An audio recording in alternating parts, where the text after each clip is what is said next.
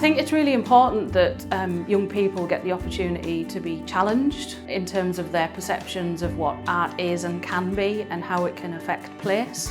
So by working with them and being quite playful, quite experimental, they get to really kind of be as imaginative as they would like to be and test out those ideas with artists and get to play with the spaces that they're familiar with.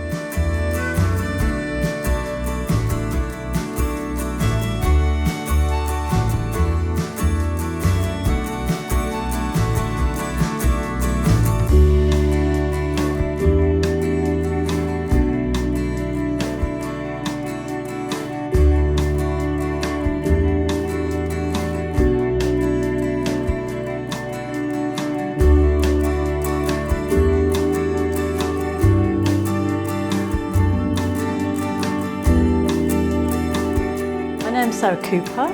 I'm an artist and an educator. I've been commissioned to work on this project to facilitate engagement with schools and young people in Peterlee.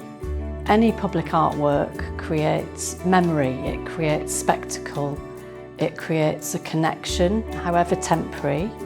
And so they talked about their place and they talked about their contribution to place and how they might be able to change it.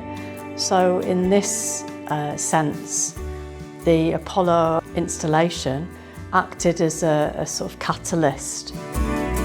We don't often get to work with outside artists or practicing artists, and the students have absolutely loved it because Steve is someone that they don't necessarily see as an authority figure. So they've talked to him in a bit more of a sort of candid way, which has been really nice to see.